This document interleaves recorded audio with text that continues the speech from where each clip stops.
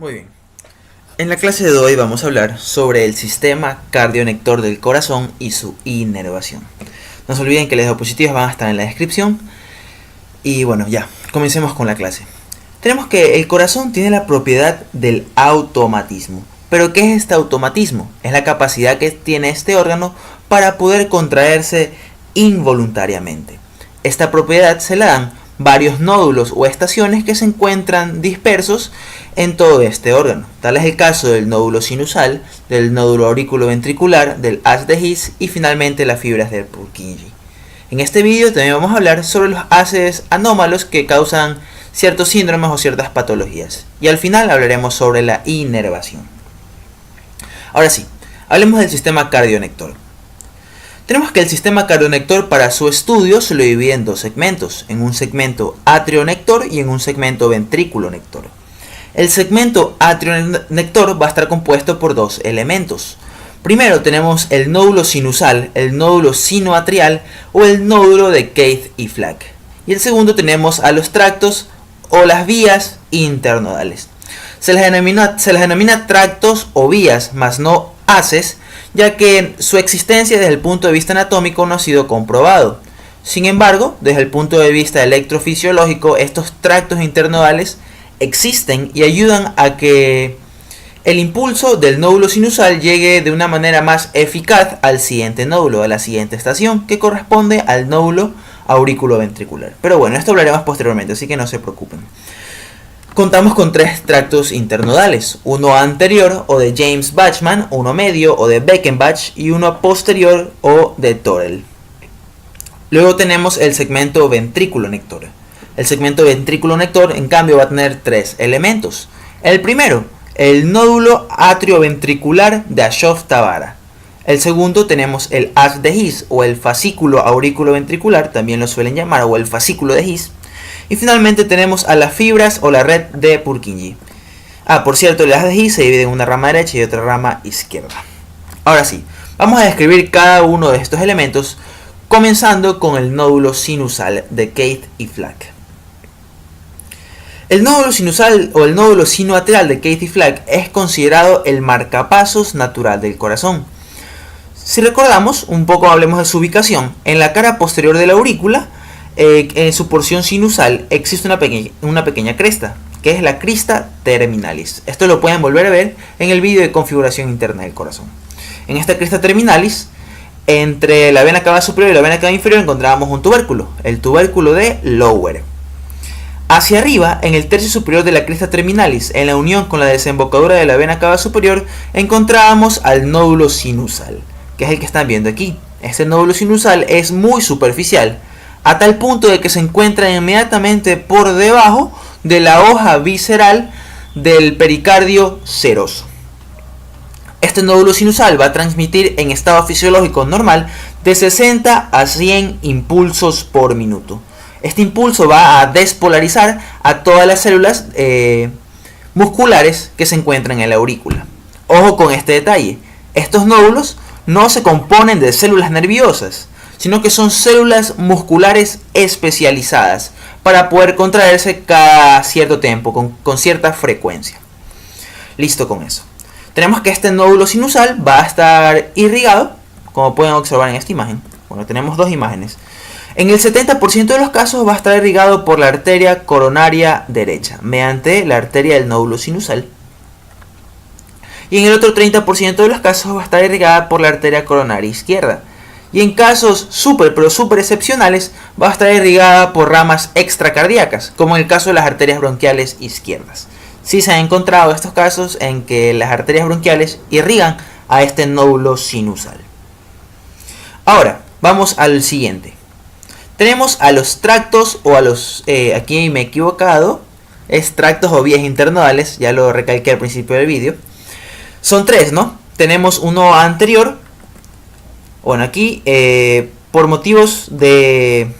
Para que puedan entender mejor, he graficado aquí primero el nódulo atrioventricular, ya que los haces van a ir del nódulo sinusal al nódulo atrioventricular, ¿no? Tenemos un primer haz, el tracto anterior, o nódulo de James Bachman. Podremos observar que este tracto o vía anterior va a dar un pequeño fascículo, como pueden observar en esta imagen. Un pequeño fascículo que se dirige hacia la aurícula izquierda, que corresponde al fascículo de Bachman. Entonces tenemos el tracto de James Bachman, da un fascículo para la aurícula izquierda. Luego tenemos uno medio que desciende por la crista terminalis, que corresponde al tracto de Beckenbach. Y finalmente tenemos un tracto posterior que va a recorrer la cara externa trabeculada de la aurícula, que se lo conoce como el tracto posterior de Toredl. Estos tractos internodales van a retrasar un poco el impulso del nódulo sinusal en un tiempo aproximado de 0,03 segundos. Como ya mencioné al principio del vídeo, su existencia anatómica no ha sido comprobada. Sin embargo, desde el punto de vista electrofisiológico, estos están y ayudan a que el impulso se transmita con mayor eficacia. Esto nos redirige a la siguiente estación: el nódulo atrioventricular o aurículo-ventricular de Ashok-Tavara. Este nódulo atrioventricular se encuentra ubicado en un espacio triangular, como pueden observar en la imagen de la derecha, es una imagen esquemática, un espacio triangular conocido como el triángulo de Koch. Pero ¿cómo está limitado este triángulo de Koch? Primero tenemos el tendón de Todaro. Recordemos que el tendón de Todaro corresponde a la porción fibrosa de la banda del seno. Este tendón de Todaro va a comenzar desde el borde libre de la válvula de Eustaquio. A esta altura. Esta es la válvula de Eustaquio, en mi holográfico. Esta es la válvula de Eustaquio y vemos aquí la vena cava inferior, vemos cómo nace el tendón de Todaro. Entonces tenemos el límite tendón de Todaro.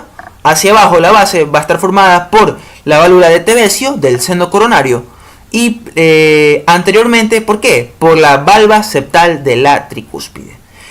Repito, posterior tenemos al tendón de Todaro, inferior o base a la válvula del seno coronario, que es la válvula de Tevesio, y anteriormente a la valva septal de la tricúspide. Ahora lo graficamos en el otro corazón. Tendón de Todaro, válvula de Tevesio y la valva septal de la tricúspide. Ahí se va a ubicar el nodo atrioventricular de Ashok-Tavara. Este nodo atrioventricular tenemos que va a tener dos porciones. Histológicamente tiene dos porciones. Una porción auricular compacta, que es la que estoy señalando en este momento, y otra porción penetrante o ventricular, que no es nada más que la porción inicial del fascículo de His. Este nódulo atrioventricular va a ser un nódulo muy pequeño, va a medir unos 8 milímetros de largo y 3 milímetros de grosor. Este va a retrasar el impulso en 0,09 segundos. Pero, ¿por qué existe este retraso del impulso? Es simple la respuesta. Este retraso del impulso permite que las aurículas se puedan contraer por completo y de la misma forma va a existir un llenado óptimo de sangre en los ventrículos. Este nódulo de Ashok-Tavara va a emitir de 40 a 60 impulsos por minuto y en caso de que el nódulo sinusal falle, todo el trabajo recae sobre él. Este nódulo atrioventricular de Ashok-Tavara va a estar irrigado por una arteria septal posterior, que es rama de la interventricular posterior, que es rama de la coronaria derecha. Pero luego en otro vídeo explicaremos sobre la irrigación del corazón, así que no se preocupen. Luego, ¿qué tenemos? Bueno, ahí está la irrigación, ¿no? Tenemos aquí a la coronaria derecha, arteria interventricular posterior, y son ramas sectales. Las ramas sectales son perforantes, es decir, que perforan al tabique interventricular y van a llegar a este nodo. Seguimos. Ahora tenemos al haz de His. Tenemos que el haz de His es un pequeño cordón delgado de 1 a 2 centímetros de longitud. Este aquí se continúa sin línea de separación del nódulo atrioventricular, recorre la parte inferior del tabique interarterial, perfora en el trígono fibroso derecho del corazón para luego bifurcarse en una rama derecha y en otra rama izquierda. La rama derecha del haz de His, si recordamos, cuando vimos la pared septal del ventrículo derecho, existía un músculo papilar de segundo orden conocido como la banda moderadora.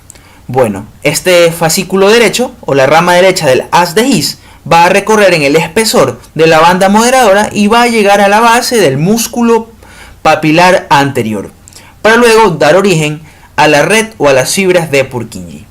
En el caso de la rama izquierda, esta aquí también va a recorrer la cara septal, pero en este caso del ventrículo izquierdo, y va a dar una rama que se va a dirigir hacia la base del pilar anterior y otra rama que se va a dirigir hacia la base del pilar posterior. Ambas ramas tienen una distinta irrigación. En el caso de la rama derecha, esta va a estar irrigada por la primera arteria septal de la interventricular anterior. ¿De quién es rama la interventricular anterior? De la coronaria izquierda. Mientras que la rama izquierda de His, del haz de His, va a estar irrigada por las septales posteriores, ¿no? Eso tiene una irrigación como que opuesta. La rama derecha va a ser irrigada por las septales anteriores, rama de la interventricular anterior, que es rama de la coronaria izquierda, mientras que la rama izquierda del haz de His va a estar irrigada por las arterias septales posteriores, ramas de la interventricular posterior, que en la mayor parte de los casos va a ser rama de la coronaria derecha. Ya que veremos posteriormente en irrigación del corazón hay algo que se llama dominancia y codominancia. Seguimos, ¿no? Lo último es la red de Purkinje. Esta red o fibras de Purkinje son el último componente del sistema cardionector y van a estar a cargo de la despolarización de los ventrículos. Vamos al siguiente tema. Bueno, aquí tenemos un esquema del sistema de conducción. Aquí han puesto mal los números, ya que es 0,09 y 0,04 para que la suma pueda dar 0,16 segundos. O si no, imagínense, un segundo de retraso.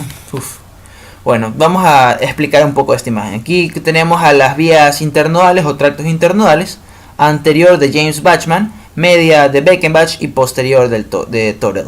Va a retrasar el impulso en 0,3 segundos. Luego tenemos el nódulo auriculoventricular de Ashok-Tavara, que se encuentra en el triángulo de Koch, ¿no? Tiene dos porciones, una porción compacta auricular y una porción ventricular perforante, que no es nada más que la porción inicial del haz de His.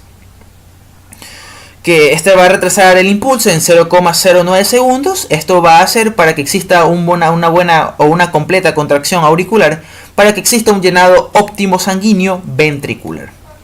La continuación del nodo atrioventricular, el haz de His con su rama derecha y su rama izquierda. Ahora hablemos de los haces anormales o haces anómalos, por así decirlo. Como sabemos, la conducción del impulso de las aurículas pasa a los ventrículos a través del nódulo atrioventricular. No lo hace directamente. Pero en el caso de que existan uno de estos tres fascículos, tal es el caso del fascículo de Kent, el fascículo de James y el fascículo de Mahim, van a provocar patologías distintas. Primero tenemos el fascículo atrioventricular de Kent. Este lo pueden observar en la imagen de la derecha, se llama atrioventricular porque establece una comunicación directa entre el nódulo sinusal y las paredes del ventrículo. ¿Qué es lo que provoca esto, no? El impulso se genera aquí en el nódulo sinusal y se va a ir directamente hacia los ventrículos, haciendo que tanto las aurículas como los ventrículos se contraigan al mismo tiempo. Esto va a derivar en un cuadro clínico conocido como el síndrome de Wolff-Parkinson-White. Luego tenemos el segundo fascículo, el fascículo de James o el haz de James. Lo pueden observar aquí en esta imagen, ¿no? Tenemos primero el haz de Kent, que comunica el nódulo sinusal directamente con los ventrículos. Luego, ¿qué tenemos? Tenemos el fascículo de James o el haz de James, que es el que estamos observando en este momento con una flecha. Este haz de James, ¿qué es lo que va a hacer? Va a establecer una comunicación entre el nódulo sinusal, ¿con qué? Con el haz de His, saltándose la estación que tiene que hacer en el nodo atrioventricular. ¿Qué es lo que va a provocar esto? Si recordamos, este nodo atrioventricular va a provocar un retraso muy considerable de 0,09 segundos. En el caso de que exista este fascículo, no va a existir ese retraso, ¿no? Provocando un síndrome conocido como el síndrome de Long-Gannon-Levin. Long se escribe L-O-W-N, Long-Gannon-Levin. Y por último tenemos el fascículo de Mahim. Este fascículo de Mahim establece una comunicación entre el nodo atrioventricular y el haz de His. A primera instancia esto le va a parecer normal, pero lo que va a provocar este haz de Mahim es que se va a ir directamente hacia la rama izquierda del fascículo de His, provocando un síndrome de preexcitación. Eso es lo único que podremos ver hasta ahora en haces anormales, ya que un estudio más profundo de este compete a otro campo. Estamos viendo aquí simplemente la anatomía. Ahora, sigamos. Vamos a la inervación del corazón. La inervación del corazón va a estar dada tanto por el sistema simpático como por el parasimpático. El sistema simpático la inervación simpática del corazón va a estar a cargo de 3 ganglios. El ganglio cervical el ganglio cervical superior de Hirschfeld. Luego tenemos el ganglio cervical medio o ganglio tiroideo de Haller. Y por último tenemos un ganglio cervical inferior o ganglio cérvico-torácico. Ya que si recordamos, este ganglio cervical inferior se va a unir con el primer ganglio torácico y va a formar el ganglio estrellado de Neubauer, que se encuentra en la fosa suprarretropleural. Aquí tenemos una imagen para que puedan más o menos relacionar dónde se encuentran estas estructuras, ¿no? Aquí tenemos el plexo carotidio, tenemos aquí el nervio maxilar y este es el ganglio esfenopalatino de Meckel. Aquí en la imagen de la derecha pueden ver primero el gran ganglio cervical superior o de Hirschfeld. Es un ganglio alargado y de forma fusiforme. Luego que tenemos acá, tenemos el ganglio medio o el ganglio tiroideo de Haller. Aquí se encuentra formando un asa, que se conoce como el asa de Dropnik, que se encuentra abrazando la arteria tiroidea inferior. Esta cadena simpática se encuentra caminando sobre el músculo largo del cuello. Para poder observarla tenemos que hacer a un lado el músculo esternocleidomastoideo y también al paquete vasculonervioso del cuello. Cada uno de estos ganglios cervicales va a dar un nervio cardíaco simpático. Entonces hay un nervio cardíaco superior, un nervio cardíaco medio y un nervio cardíaco inferior. Todos estos simpáticos. Ahora hablemos del parasimpático. El parasimpático va a estar a cargo del nervio vago o neumogástrico, que es, como ya sabemos, el 10º nervio craneal. Este nervio vago también va a dar 3 ramas cardíacas, una superior, una media y otra inferior. Tanto las ramas simpáticas como las parasimpáticas van a formar algo que se conoce como el plexo cardíaco, que lo explicaré a continuación. Tenemos entonces 3 nervios cardíacos simpáticos del lado derecho, 3 nervios cardíacos parasimpáticos también del lado derecho. Tenemos 3 nervios cardíacos parasimpáticos del lado izquierdo y 3 nervios cardíacos simpáticos del lado izquierdo, ¿no? Entonces 6 y 6 nos dan un total de 12 nervios. Presten mucha atención en esto. Existe algo que se llama el plexo cardíaco superficial y el plexo cardíaco profundo. El plexo cardíaco superficial va a estar formado por las 3 ramas cardíacas parasimpáticas del lado izquierdo, como pueden observar aquí.